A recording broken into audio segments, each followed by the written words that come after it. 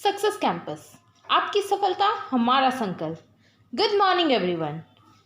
आज मैं फिर हाजिर हूँ करंट अफेयर्स का पिटारा लेकर। आज हमारे पिटारे में ढेर सारे क्वेश्चंस हैं, तो प्लीज़ पेशेंस के साथ पूरा वीडियो देखिएगा और समझने की कोशिश कीजिएगा। तो आइए बढ़ते हैं हमारे पहले क्वेश्चन की तरफ। विश्व अंग दान दिवस कब मनाया जाता है? World organ donation day is celebrated on.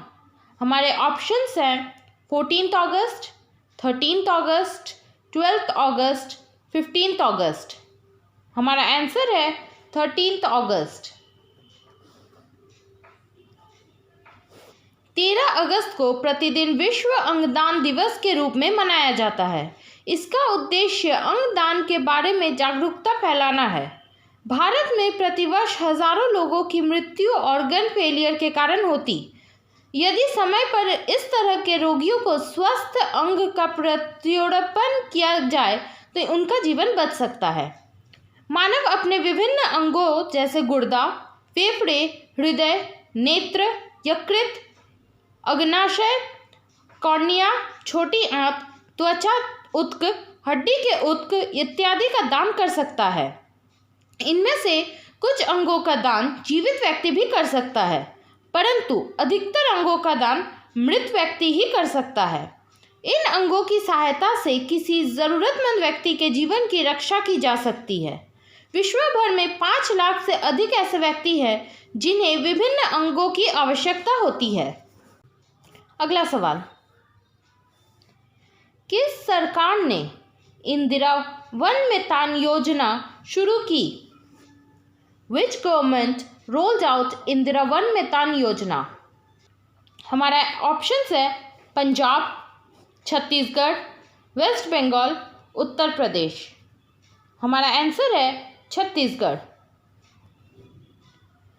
Chhattisgarh सरकार वनांचल के गांवों को स्वावलंबी बनाने के लिए इंदिरा वन मितान योजना शुरू करने जा रही है। इस योजना से आदिवासी क्षेत्र के 10,000 गांवों में युवाओं का समूह गठित कर उन्हें वन प्रबंधन का पूरा अधिकार दिया जाएगा। इन समूहों के माध्यम से वनोपज की खरीदी, उसका प्रसंस्करण एवं मार्केटिंग की व्यवस्था की जाएगी। अगला सवाल, transparent taxation honouring the honest के लिए कौन प्लेटफॉर्म लॉन्च करने जा रहा है?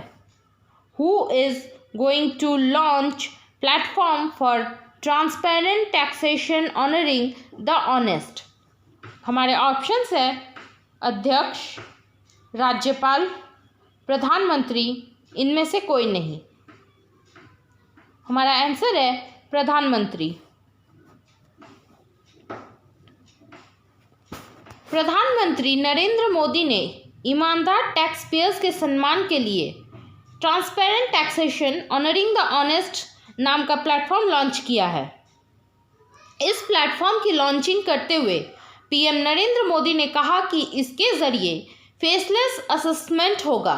इसके अलावा फेसलेस अपनी और टैक्सपेयर्स चार्टर्स भी तैयार किया जा सकेगा। अगला सवाल, Asian College of Journalism award 2019 के विजेता कौन है? Who are the winners of the Asian College of Journalism award 2019? हमारे ऑप्शंस हैं श्यामलाल यादव और नितिन शेट्टी, अर्जुन गोरखे और शिव सहाय सिंह। श्यामलाल यादव और अर्जुन गोरखे, नितिन शेट्टी और शिव सहाय सिंह। हमारा आंसर है नितिन शेट्टी और शिव सहाय सिंह। पत्रकार नितिन शेट्टी और शिव सहाय सिंह को Asian College of Journalism award 2019 के लिए खोजी पत्रकारिता और क्रमशः KP. Narayan Kumar memorial award for social impact journalism का विजेता घोषित किया गया। विश्व स्वास्थ्य संगठन की मुख्य वैज्ञानिक सौम्या स्वामीनाथन द्वारा 2021 की कक्षा के उद्घाटन पर एक आभासी समारोह में पुरस्कार प्रदान किए गए। एशियन कॉलेज ऑफ जर्नलिज्म का मुख्यालय चेन्नई, तमिलनाडु में है और इसके अध्यक्ष शशि कुमार जी हैं। आइए जानते हैं नितिन शेट्टी के बारे में। नितिन शेट्टी हफिंगटन पोस्ट में पत्रकार हैं। उन्होंने द हफिंगटन पोस्ट इंडिया द्वारा प्रकाशित पैसा पॉलिटिक्स नामक अपनी 6 भाग श्रृंखला के लिए यह पुरस्कार जीता। आइए जानते हैं शिव सहाय सिंह के बारे में। शिव सहाय सिंह द हिंदू में पत्रकार हैं। उन्हें द हिंदू में प्रकाशित death boy digital exclusion on faculty public distribution system in Jharkhand नामक कहानी के लिए पुरस्कार मिला। अगला सवाल, स्काईरूट एरोस्पेस द्वारा परीक्षण किए गए ऊपरी चरण के रॉकेट इंजन का नाम बताइए। Name the upper stage rocket engine tested by Skyroot aerospace. हमारे ऑप्शंस है रमन, ध्रुव, शौर्यम, द्वीपम। हमारा आंसर है रमन। एक निजी भारतीय स्टार्टअप कंपनी स्काईरूट एरोस्पेस ने एक ऊपर स्टेज के रॉकेट इंजन रमन का सफलतापूर्वक परीक्षण किया।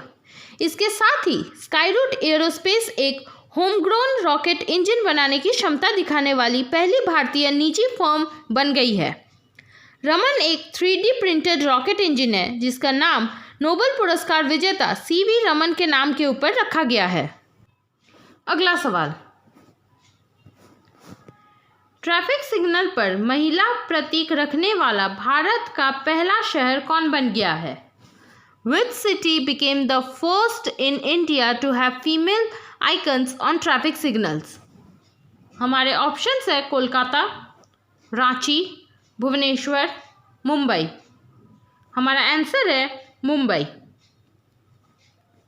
मुंबई का दादर भारत का पहला शहर बन गया है जहां ट्रैफिक सिग्नल और साइनेज पर महिलाओं के प्रतीक हैं। बृहन्मुंबई नगर निगम यानी कि BMC ने ट्रैफिक सिग्नल स्थापित किए हैं जो मादा प्रतीक को त्रिकोणीय फ्रॉक पुरुषों के डिफॉल्ट प्रतिनिधित्व से एक बदलाव प्रदर्शित करते हैं। अगला सवाल,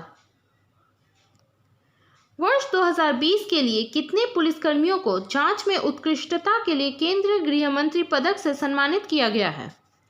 How many police personals have been awarded the Union Home Minister's Medal for Excellence in Investigation for the year 2020?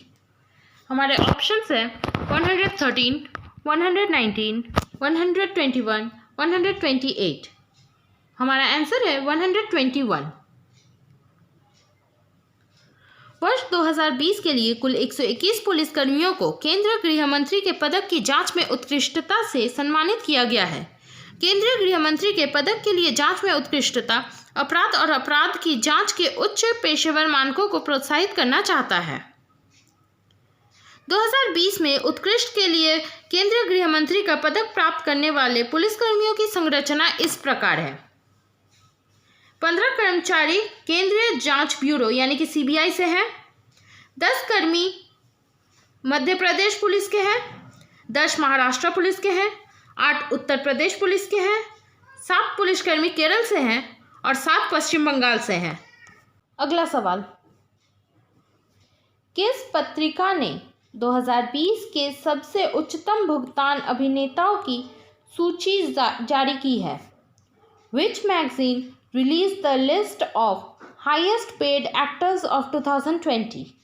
हमारे ऑप्शंस हैं Forbes, film fair, outlook, the कारवां।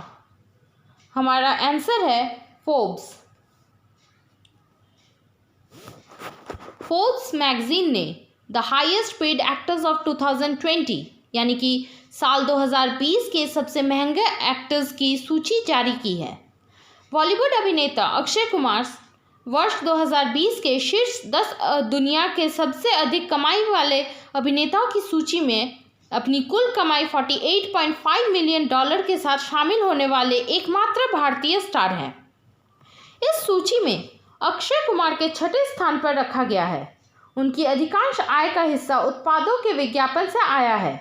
यह सूची 1 जून 2019 और 1 जून 2020 के बीच की कमाई को ध्यान में रखकर जारी की गई है।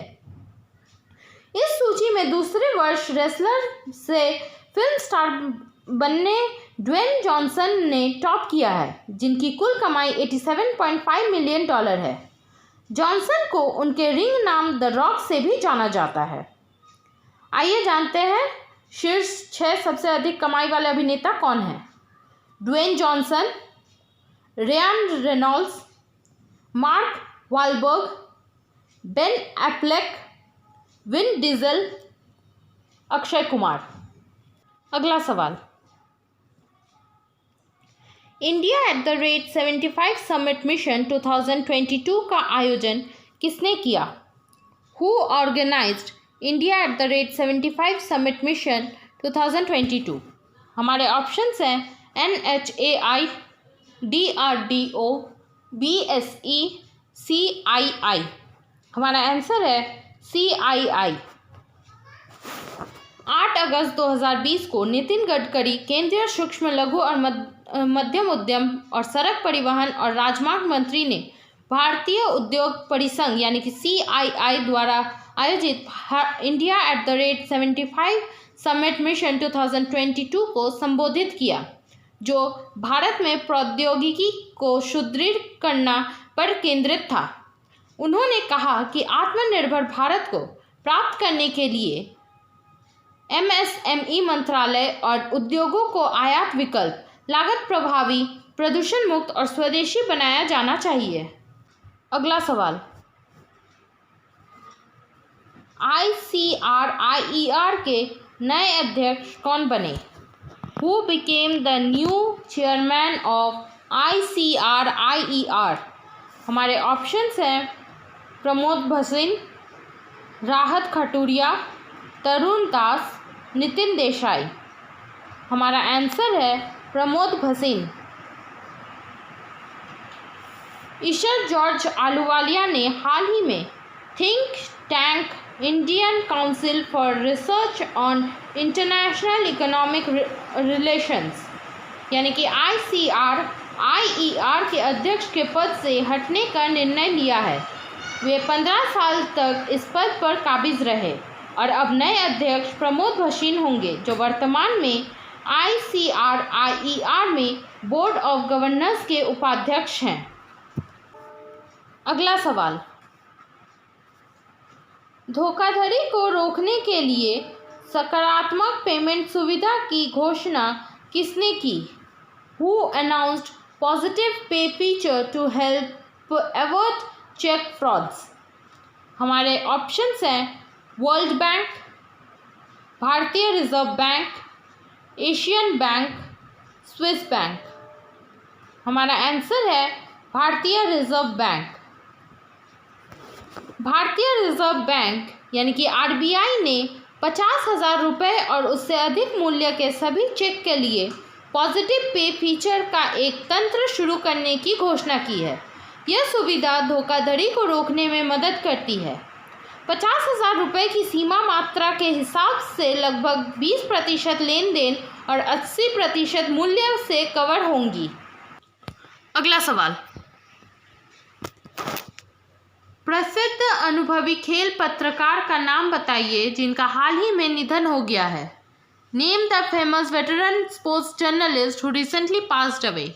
हमारे ऑप्शंस है विमसी, बोरिया मजुमदार, कादम्बरी मुरली, GK मेनन। हमारा आंसर है GK मेनन।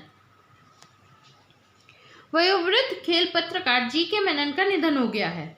उन्होंने इंडियन एक्सप्रेस और द टाइम्स ऑफ इंडिया के साथ काम किया और 1990 के दशक की शुरुआत में अपने फ्रीलांस करियर को समाप्त कर दिया। उन्होंने क्लब स्तर पर क्रिकेट खेला और दादर, सेंट्रल मुंबई में शिवाजी पार्क जिमखाना के एक सक्रिय सदस्य थे।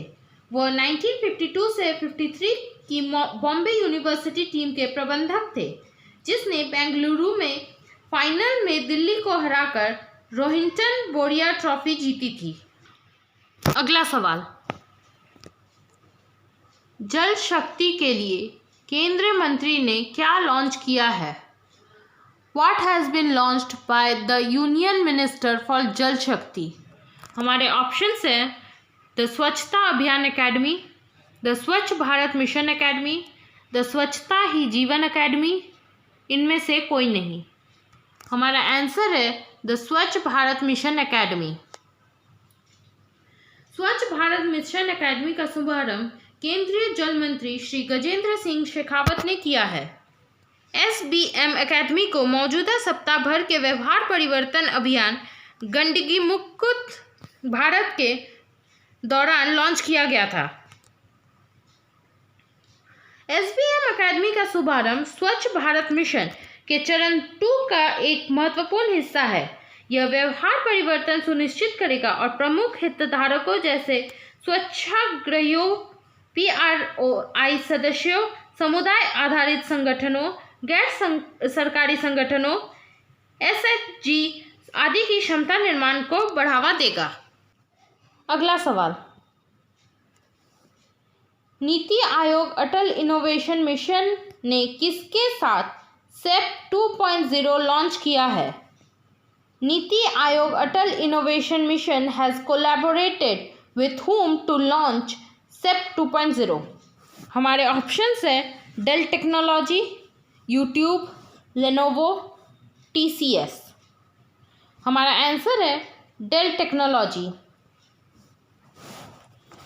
छात्र उद्यमिता कार्यक्रम यानी कि SEP 2.0 के दूसरे संस्करण को डेल टेक्नोलॉजीज के सहयोग से नीति आयोग के अटल इनोवेशन मिशन यानी कि AIM द्वारा रोल आउट किया गया है। स्टूडेंट एंटरप्रेन्योरशिप प्रोग्राम को अटल टिंकरिंग लैब्स यानी कि ATL के युवा इनोवेटर्स के लिए लॉन्च किया गया है, क्योंकि यह उन्हें डेल वॉल्टिनियस के साथ मिलकर काम करने में सक्षम बनाएगा। अगला सवाल, WGDP महिला कनेक्ट चैलेंज किसने लॉन्च किया है?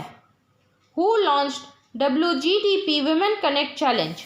हमारे ऑप्शंस है BECIL, Wipro, Reliance foundation, Tata.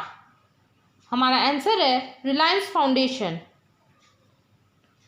Reliance foundation ने अंतर्राष्ट्रीय विकास यानी कि USAID और महिलाओं के वैश्विक विकास और समृद्धि यानी कि WGDP के लिए US एजेंसी के साथ मिलकर भारत भर में WGDP महिला कनेक्ट चैलेंज लॉन्च किया है।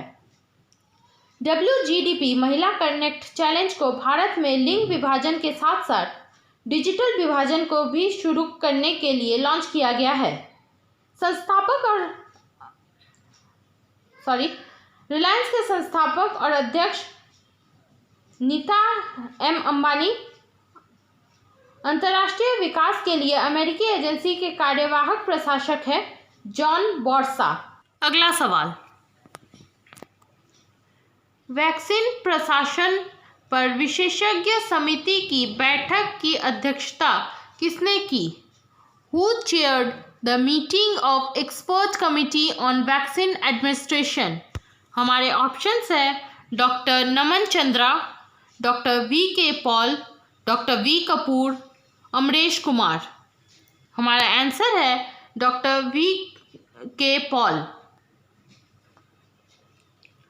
डॉक्टर VK पॉल सदस्य नीति आयोग ने कोविड-19 के लिए वैक्सीन प्रशासन पर राष्ट्रीय विशेषज्ञ समूह की बैठक की अध्यक्षता की। समिति ने टीकों की उपलब्धता और इसके वितरण तंत्र को सुनिश्चित करने के उपायों पर विचार विमर्श करने के लिए एक बैठक की। इसमें इन्वेंट्री प्रबंधन के लिए डिजिटल बुनियादी ढांचे की स्थापना के लिए तंत्रों पर भी चर्चा हुई। अगला सवाल, व्यापक नीतियों को पुनर्जीवित करने के लिए विशेष पुनरुद्धार अभियान किसने शुरू किया? Who started special revival campaign to revive lapsed policies? हमारे ऑप्शंस है Bharatiya AXA, Shriram finance, Mahindra, LIC। हमारा आंसर है LIC। भारतीय जीवन बीमा निगम यानी कि LIC ने विशेष पुनरुद्धार अभियान नामक व्यापक नीतियों को पुनर्जीवित करने के लिए एक विशेष योजना की घोषणा की है। यह योजना 10 अगस्त से 9 अक्टूबर तक खुला है, जिसके दौरान ग्राहक अपने व्यक्तिगत व्यापक नीतियों को पुनर्जीवित कर सकता है। LIC का मुख्यालय मुंबई महाराष्ट्र में है। इसके अध्यक्ष MR कुमार है और इसकी स्थापना 4 सितंबर 1956 को हुई थी। अगला सवाल,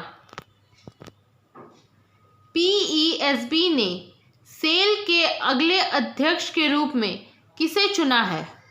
PESB selected whom as the next chairman of SAIL? हमारे ऑप्शंस है शोमा मंडल, प्रिया यादव, रिया पॉल, वंदना सेठी। हमारा आंसर है शोमा मंडल। शोमा मंडल को सार्वजनिक उद्यम चयन बोर्ड यानी कि PESB ने steel authority of India limited यानी कि SAIL सेल के अगले अध्यक्ष के रूप में चुना है। वर्तमान अध्यक्ष अनिल चौधरी के कार्यभार संभालने पर वह पदभार ग्रहण करेंगे। सेल का मुख्यालय नई दिल्ली में है और इसकी स्थापना 19 जनवरी 1954 को हुई थी। आज का आखिरी सवाल, our only home a climate appeal to the world नामक पुस्तक के लेखक का नाम बताइए। Name the author of the book titled our only home a climate appeal to the world. हमारे ऑप्शंस हैं नरेंद्र मोदी, दलाई लामा, डोनाल्ड ट्रंप, इनमें से कोई नहीं। हमारा आंसर है दलाई लामा। तिब्बती आध्यात्मिक नेता दलाई लामा जर्मन पर्यावरण पत्रकार फ्रांस ऑल्ट के साथ नवंबर में जलवायु परिवर्तन पर our only home a climate appeal to the world नामक एक नई पुस्तक का विमोचन करेंगे। तो आज के लिए बस इतना ही। कल फिर मिलते हैं कुछ नए करंट अफेयर्स के साथ। करंट अफेयर्स के PDF फाइल आपको हमारे वेबसाइट और टेलीग्राम चैनल पर मिल जाएंगे, जिसके लिंक नीचे डिस्क्रिप्शन में दिए गए हैं। कल सैटरडे है, यानी अमित सर सुबह 9 बजे लाइव क्लास लेंगे, तो अटेंड करना बिल्कुल ना भूलें। Bye bye, take care and have a great day.